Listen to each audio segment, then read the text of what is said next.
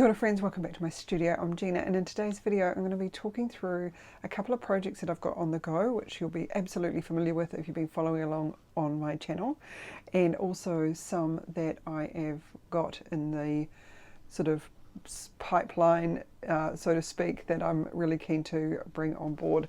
And I've actually made a bit of a list, and I had to use kind of a bit of a spin the wheel type of thing to try and work out what order I was going to do these in. But anyway, we've got an order and I'm going to run through with you. First up, we've got the church, which is a new project, and it's in 1/144 scale. And so this is it here.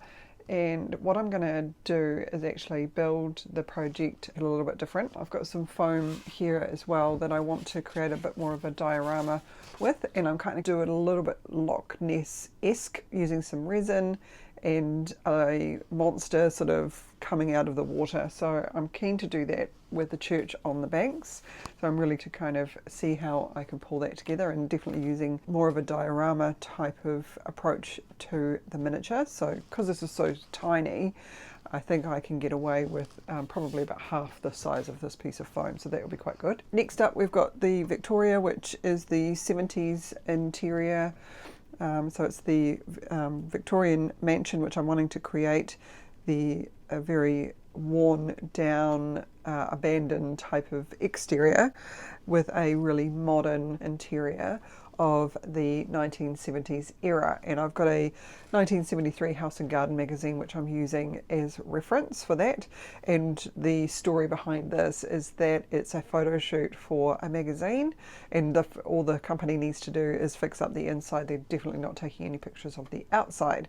So there's to kind of try and put some tripods and cameras and maybe some little easels with the picture of the room in miniature, and then mock it up like the front cover of the magazine and just put those in different rooms as well. So I'm really keen to kind of see how that story can evolve. So the next on the list is the Gothic inspired theme, and I've 3D printed some Gothic arched windows, and I'm really to make the interior all black.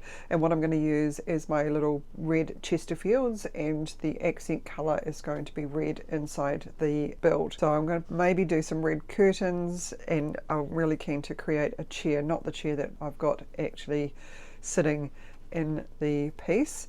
The fireplace will be painted black as well, and I've bought some moulds as well to do some architectural moulding on the walls. So I'm really to do that as well. So that will be number 3 on the list. Number 4 on the list is Ophelia Hall. So we're going to get back into Ophelia Hall. First thing I need to do is actually recreate the chandelier. So I want to recreate that, and then I want to wire up the lights before I complete the exterior. And the reason why I want to do that is because I want to try and hide some of the wiring underneath the exterior finish of the build. So that'll be quite an interesting project to try and get all of the wiring done. So I know a few of you were keen to see that, how I kind of pull that together, so that will be coming up. The other thing I'm also toying around with is, instead of releasing a video every week, is releasing maybe a video every fortnight, but I'm not too sure how I'm going to do that. I might be able to do some part 1, part 2 videos, which also might be quite good. I'm just struggling to find time to do all the editing of the videos with a full-time job, but that's up to me to kind of try and navigate around. So let me know what you think. Is it once a fortnight or part 1, part 2 type videos? What works for you? Number 5 on the list is a steampunk build, which I've got an old mill house type of building, and what I'm wanting to do on the inside is a very Victorian steampunk factory that's building robots. So I'm really to kind of see how I can play around with that. I've got some miniatures that I've already got for that, and I've been sort of starting to put things away for that, but I'm really kind of have a look to see how I can do the exterior kind of quite traditional, but the interior very factory, steampunk, valves, pipes, all that kind of stuff. I think that's probably going to be in quarter scale, so it's going to be a lot smaller again. But I'm sorry, I'm looking off camera because I can see it up there, but I'll put a picture up on the screen. So number 6 on the list is a French boutique. So it is in 1/4 scale as well, and it has come in a little kit, and it's got some laser printed etching on the inside. So I think I'm going to do like some type of shop in the window. It'll be either fashion, dress, or shoes or bags or something along those lines. Maybe handbags, that could be quite cool. Yeah, that needs a little bit more thought, but it's number 6 on the list anyway, so that'll be really cool. Number 7 on the list is the Addams family, which is still a work in progress and there's still lots to do. And I've got, probably up next will be the hallway in Wednesday's bedroom, because I want to do sort of a neon glowing tank in the corner, so that should be an interesting project to try and get some lights working in there, so that could be quite cool. 2 more on the list. Number 8 is I've bought a Real Terrain Hobbies kit from Neil from Real Terrain Hobbies, and the reason why I bought this kit is because there are some techniques in the way that Neil creates his miniatures that I'm really keen to experiment with. So there's lots of plaster work and very sort of old worldy type of build. In actual fact, what I might do is I might swap Real Terrain Hobbies with the Steampunk build, because I think the Steampunk build is going to use some of those techniques. So let's do that. Let's do Real Terrain Hobbies up here and then Steampunk here. Here we go.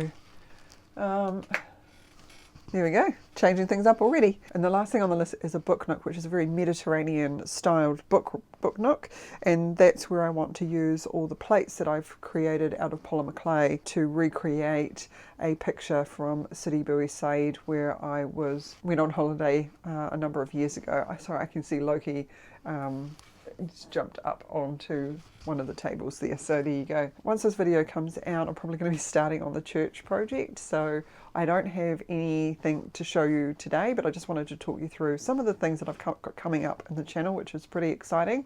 It's nice to have a little bit more of a plan. Hopefully something in there is to your liking or that you're quite excited about.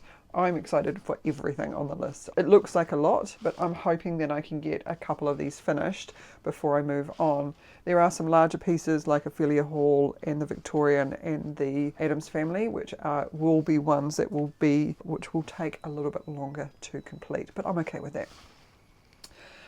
One thing I thought I would just give you a little bit of a glimpse at is, if you haven't seen it already in some of my videos, I've painted a mural on my wall, and so I thought I'd take you through that process today. And I was trying to transition from navy blue, which I have got in one part of my hallway, through to white, and I thought, how on earth am I going to do that? So one of the things that I really want to do is I want to make this space a really creative space and kind of inspired. So I thought that I would create quite a moody backdrop to my room, and that allows me to transition basically from that navy blue all the way through to white and just sort of mist it out. So that's what I'm going to show you today. So sit back and relax and watch this time-lapse video of me creating that mural on my wall.